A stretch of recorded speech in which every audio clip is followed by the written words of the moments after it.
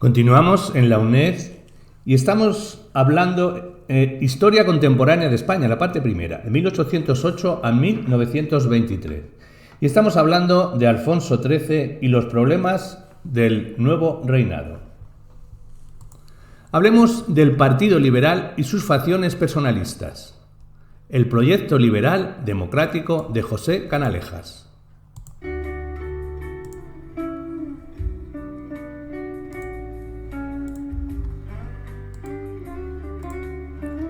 Si Maura consiguió aglutinar al Partido Conservador en torno a su programa regenerador, el Partido Liberal, por el contrario, se sumió en una profunda crisis y división interna cuando a comienzos de 1903 murió Sagasta. Cuando en 1905 le tocó al Partido Liberal el turno de gobernar, demostró una auténtica esterilidad política y una enorme inestabilidad, como prueban los múltiples cambios de gobierno que se sucedieron, nada menos que 6 diferentes gabinetes en el bienio liberal de 1905 a 1907. En la izquierda del Partido Liberal, José Canalejas consiguió un espacio político propio, creando un grupo afín, una red de influencia política y personal desde su cacicazo en tierras alicantinas. Canalejas y la facción política que acudillaba fueron quienes se mostraron más precoces y entusiastas en la recepción del nuevo liberalismo social que se había impuesto en Europa a principios del siglo XX.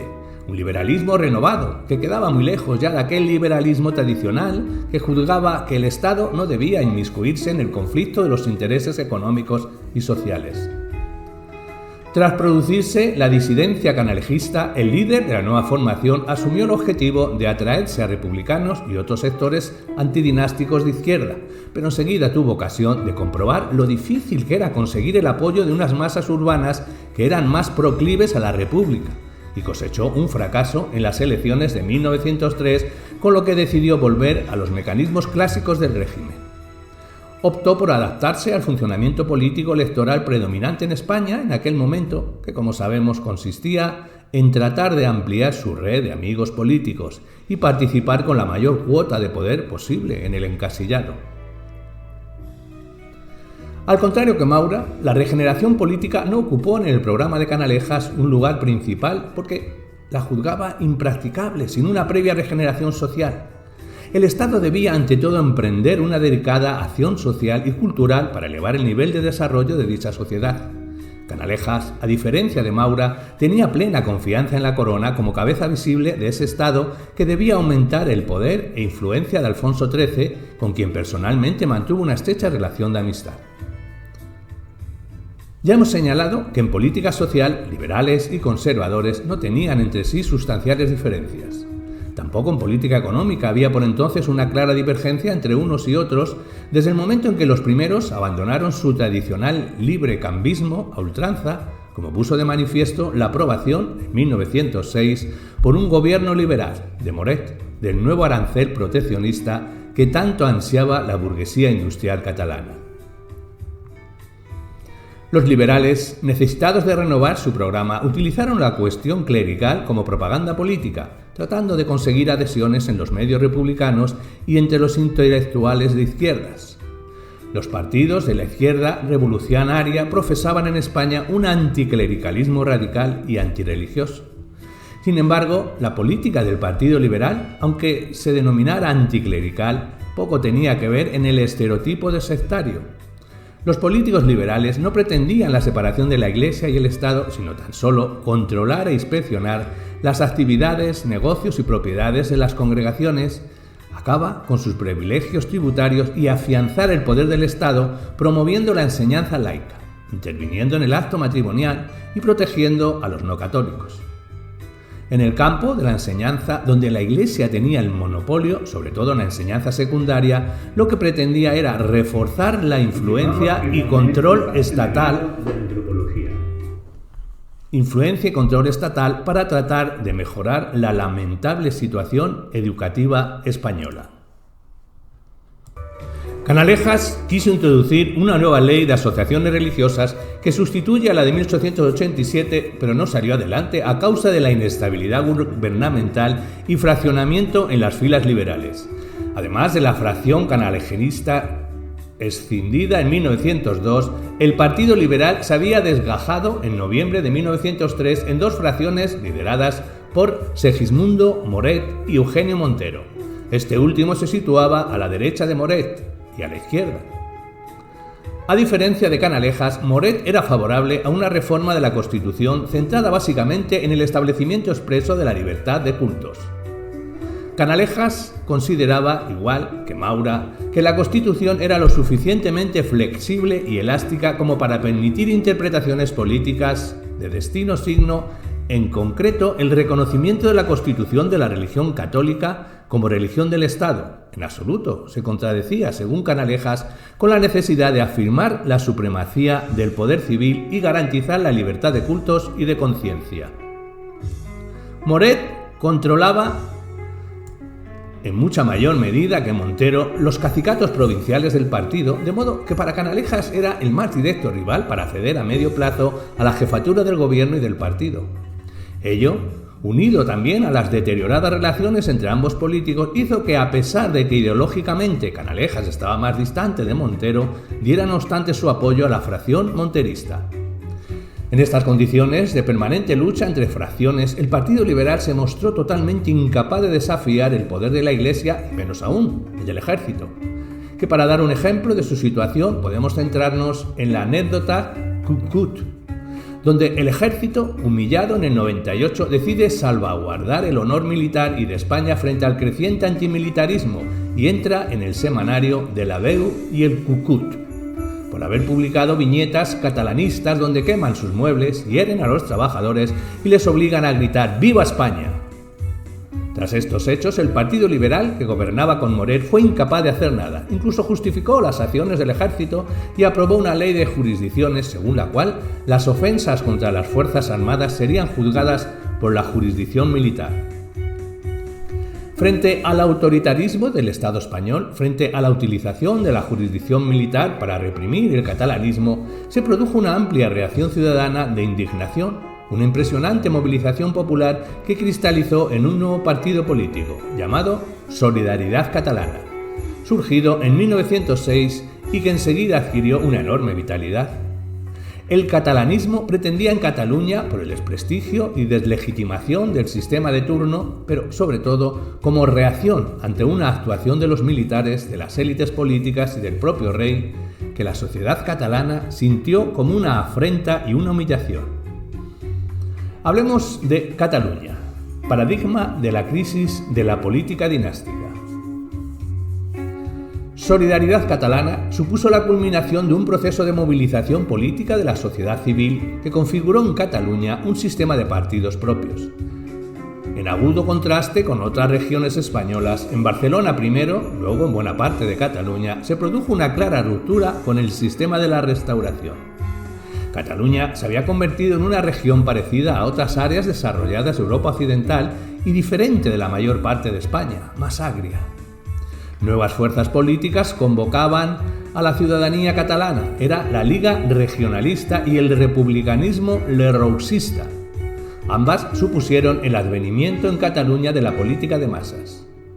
El catalanismo, representado por la Liga Regionalista, surgida a comienzo de 1901, era la burguesía catalana convencida de que desde Madrid no era posible crear una economía y un Estado modernos. Se incorpora al catalanismo político sirviéndole de soporte social. Aunque, como todo movimiento nacionalista, se presentaba como interclasista, lo cierto es que no contó con ninguna simpatía en los medios obreros. Para las masas trabajadoras, la Liga no solo era un partido burgués, sino también clerical y reaccionario. Las clases populares se encuadraron en el republicanismo lerrouxista, dirigido por Alejandro Lerroux, que demostró enseguida su enérgica personalidad y sus excelentes dotes como organizador, propagandista y orador de masas, escandilando con sus discursos a los obreros. Lerroux aprovechó y fomentó la agitación y la protesta popular, tratando de unir las reivindicaciones obreras y republicanas en un mismo grito. El lerrouxismo fue un movimiento populista, democrático, anticlerical, pero anticatalanista.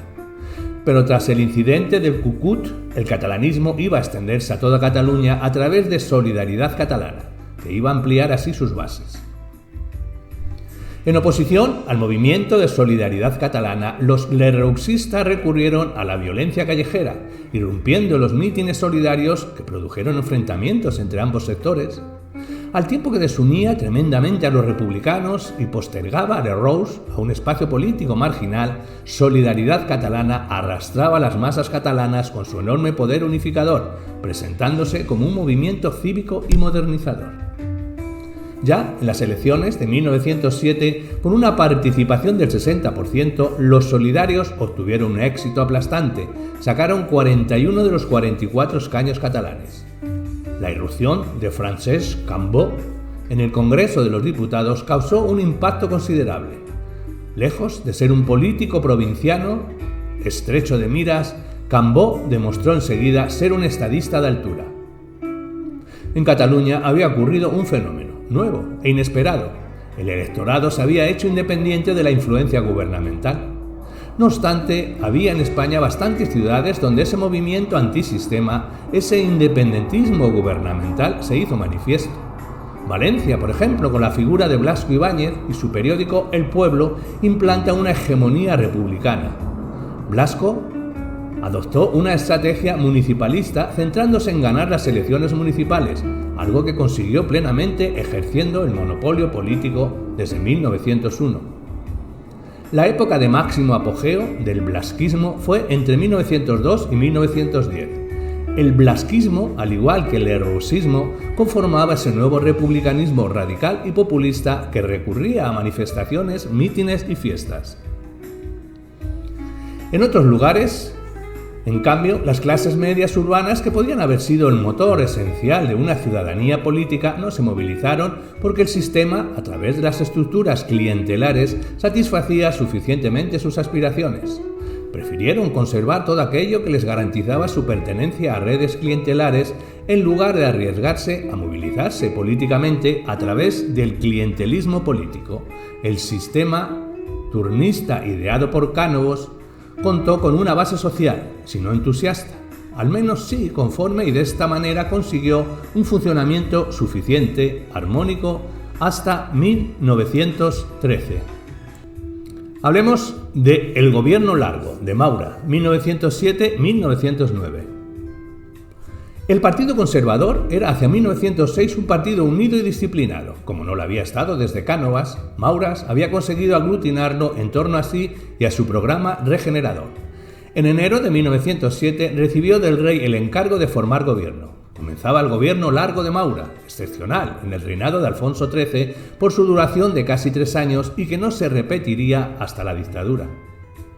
Al volver al poder, Maura quiso ante todo asegurarse un amplio apoyo parlamentario para sacar adelante su programa de renovación política, de modo que sacrificó sus escrúpulos legalistas y encomendó la dirección del proceso electoral al cacique murciano Juan de la Cierva, que desde el Ministerio de Gobernación utilizó métodos contundentes de falseamiento electoral. Así que la relativa limpieza de la que Maura había hecho gala en la elección de 1903 no tuvo continuidad. Maura trató de llevar a cabo una política de atracción de Cambó y del movimiento que acudillaba hacia la monarquía, consciente de que Cataluña era un factor clave en cualquier proyecto regeneracionista de la nación. El proyecto de ley de descentralización administrativa de 1907 fue el punto de encuentro y entendimiento entre los líderes conservadores y nacionalistas. La reforma de Maura tuvo artículos polémicos, como el famoso artículo 29, que tuvo un abusivo uso no previsto por sus promotores, y es que pretendía evitar la simulación de una contienda electoral cuando no había tal, porque no había oponentes.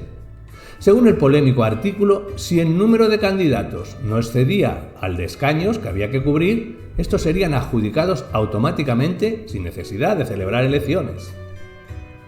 En la práctica, el efecto que tuvo la aplicación de este artículo fue agravar las prácticas caciqueles. A modo de ejemplo, en las elecciones generales de 1910, las primeras desde la aprobación de la ley, nada menos que 119 diputados fueron elegidos por el artículo 29. La ley de 1907 no tuvo desde luego el efecto sanador deseado. Maura, con su miedo a los revolucionarios, trató de limitar los efectos del sufragio universal. Así se mantuvieron los distritos uninominales que sobrevaloraban el voto rural en detrimento del urbano, que era más republicano y socialista, y una demarcación de circunscripciones urbanas que incluían amplios cinturones de municipios rurales, donde, por lo general, los votos libres de la ciudad quedaban ahogados, ya que en ellos predominaba el control caciquil o gubernamental, y por consiguiente el voto no era libre. Maura dio muestras también de cierta preocupación social con diversas medidas reformistas. Eduardo Dato, que durante el gobierno regeneracionista de Silvela tomó la delantera a los liberales con unas leyes laborales que regulaba el trabajo de mujeres y niños en las fábricas, tuvo su continuación cuando el gobierno conservador de Maura aprobó en 1904 la Ley de Descanso Dominical, la cual, a pesar de sus múltiples defectos, supuso un hito. Este intervencionismo estatal tenía como objetivo una pacificación social, una integración de los sectores obreros que diese estabilidad al sistema y neutralizara la vía revolucionaria. Durante el gobierno largo, Maura gobernó con energía, llevando al Parlamento multitud de leyes y reformas, pero se encontró con enormes obstáculos para cumplir su proyecto. Su decisión de limitar las subvenciones a los órganos de prensa le valió la hostilidad del periodismo, pero Maura chocó también con una oposición proveniente de las propias filas del Partido Conservador, donde cada vez eran más perceptibles las fuerzas de discrepancia internas que acabarían desgarrándolo. Maura quiso introducir en 1908 una ley de represión del terrorismo que facultase a las autoridades a cerrar centros y periódicos anarquistas sin autorización judicial. Toda la izquierda se sintió amenazada por esta ley, por lo que suponía de censura de prensa y recorte sustancial de la libertad de expresión. Al final, esta ley no prosperó. No obstante, a pesar de las dificultades de Maura, su gobierno parecía sólidamente implantado y eran muchos los que creían que estaba consiguiendo al fin la estabilización de la monarquía. Por eso, su caída fue inesperada.